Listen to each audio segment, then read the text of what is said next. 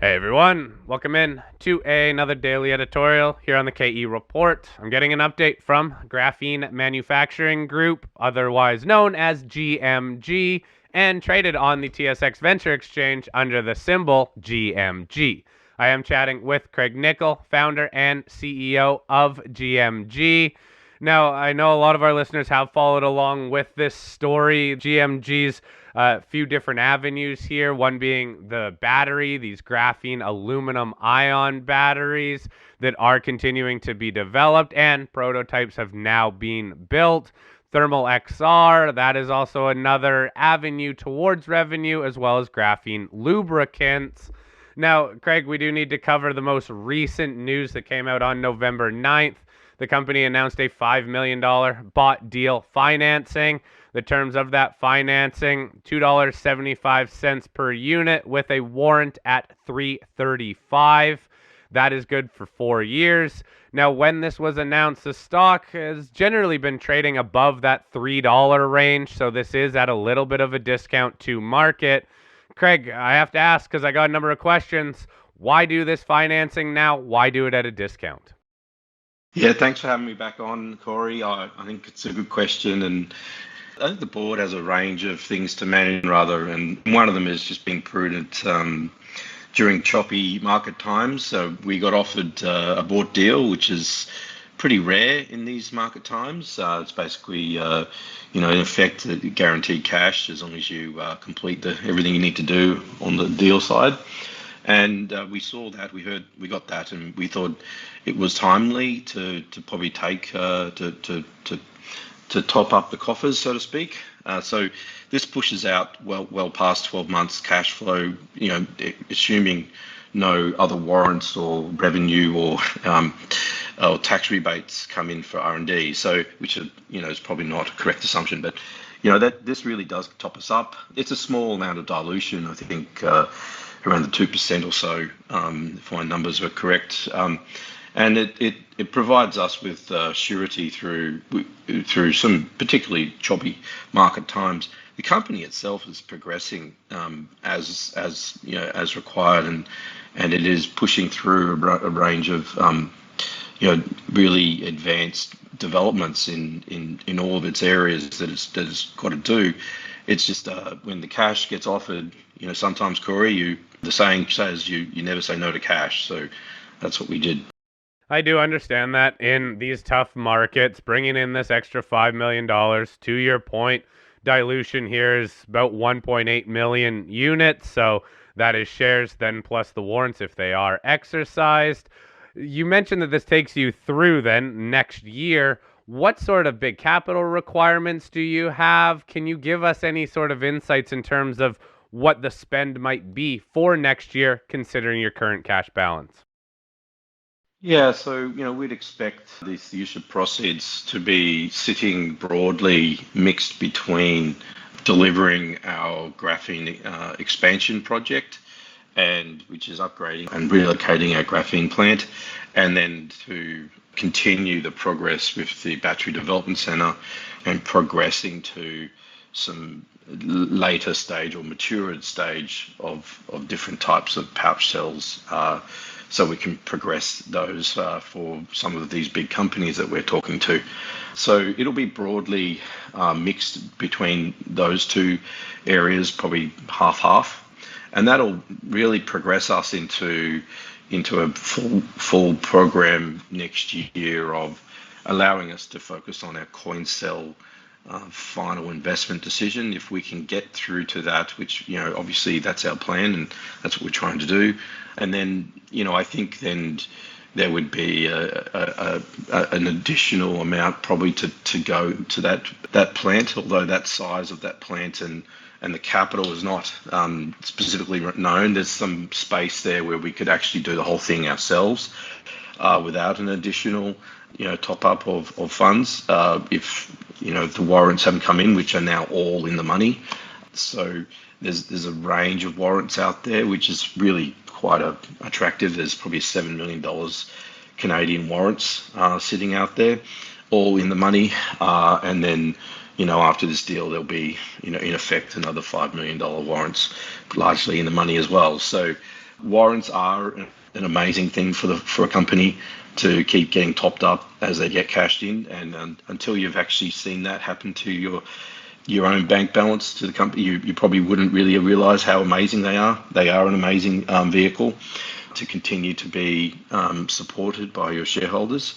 So there's a good range of things that could progress next year into the coin cell project. We think we're probably okay for a smaller project, but for a larger project, we'd probably have to work out how to make that happen, which I think will be fine, because by then we would have pushed through a lot of the engineering challenges in the customer side, and I think the market will be very happy to see us come back. But right now, what this does definitely set us up for is progress through pouch cell next stage and get our graphene project all fixed up and expanded in our new warehouse. So I'm very excited to see this come through and to complete the deal, and then push on with the requirements we have to make this an even stronger company. Yeah, I do find it interesting that when this news was announced, the stock did open up lower, dropped just below that $3 level, but has quickly recovered. And as we're recording this, that stock is still right around that 330 to 340 level. Let's also talk about the battery updates here, because last time I had you on was about a month ago, and we were talking about some of the new data that was released. You increased the energy density, it had faster charging. You also had growing confidence in making battery grade graphene on a larger scale.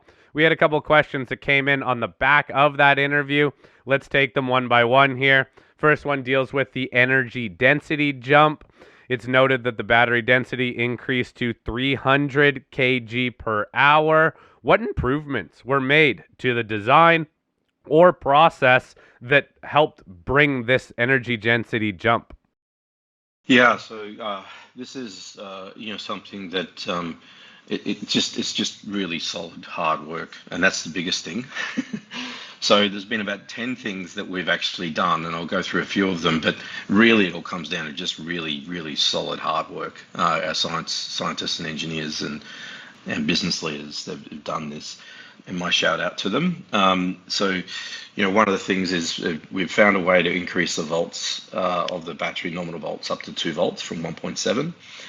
Now, that is a big jump in any stretch of measurement, because that just gives you that immediate increase in energy density, because that voltage goes up, you get that extra energy as a result. Then the other one is our capacity. So our capacity has gone up some 1.5, even more than that, and that is come through how we've been able to engineer the cathode, and also the science around the cathode, and then also how the 100 steps or so to make the battery have been defined and now are repeatable, because it is really important to have a very, very repeatable battery, so that you can have very clear definition for your customers of what you're giving them.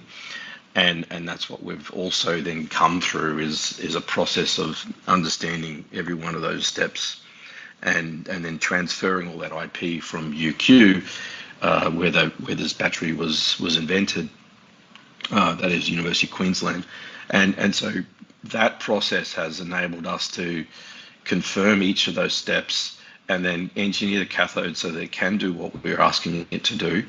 And through all of those steps, we saw an increase in the capacity. And to be quite honest, I was really pushing to get transfer of IP from University of Queensland without necessarily getting an increase, but we got the increase anyway. There's a lot more room in this battery.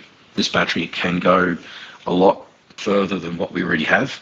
And so, the trouble with this battery, to be clear, is calling it and saying that's enough. We're going to market with that, and that's what we had to do. So this is enough. This is what we're going to work on, and we're going to market with this. So that's kind of what we've had to do, and I'm very happy with where it's at. And now we've got to go through the engineering of making sure this type of cell is seen in the pouch cell the way we see it in the coin cell, and then obviously mature that with new equipment that we'll be buying. Okay, another question that comes in asked about the voltage of the coin cells. I know you are working towards this 3 or 3.3 volts. Any updates here that you can give us in terms of how that is progressing to get that voltage up? Yeah, so we now have that in hand.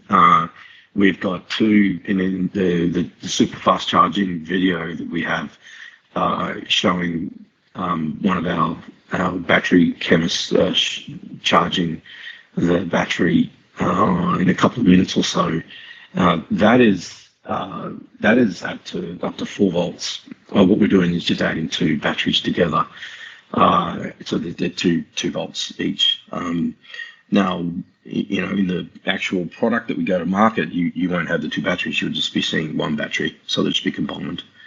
So that has been progressed, and it's kind of coming along where we think it should be, and we're basically working on that basis as we stand. Now, longer term, there is options to change the electrolyte out to around the 3 volts, but that's more like a second or third version of the technology, where we can increase the voltage just by changing the electrolyte. So that's a longer term play that University of Queensland is working with us on, and that's obviously very attractive. But we've got to work with what we have, and already what we have is amazing. So that's why we'll continue with what we have, which is the two-ton volts batteries. Okay, another question then regarding safety. Since the battery, the supercapacitors, can release energy extremely fast, are there any safety concerns when you do get to a point of potentially selling these to customers? Yeah, so I think I don't see we haven't seen any notable issues around this. I think we'll get closer to the point of when we actually go through the standards for the battery. At this point, we don't see an issue there. I think any battery, when it has a lot of energy in it, is effectively a hazardous good, and it needs to be treated with care. Any lithium-ion battery, or hence wise EVs, when there is a crash, there's a whole new way of getting into a car for emergency services to pull people out, because they need to be very careful about the batteries, even if they haven't caught fire or anything. It's just there's a lot of energy there. So I think any battery needs to be treated with care and due diligence. But I think the small coin cells won't be an issue. That's for sure. It's just your very, very large battery packs with lots of our cells put together could be interesting, but I don't think any more interesting than an existing lithium-ion battery pack. Okay. Hey, Craig, thank you for addressing those questions. When we get some more news out from the company, whether it's on the battery front, TXR front, or the lubricants front, I'll be sure to bring you back on, but I did just want to get some of those questions on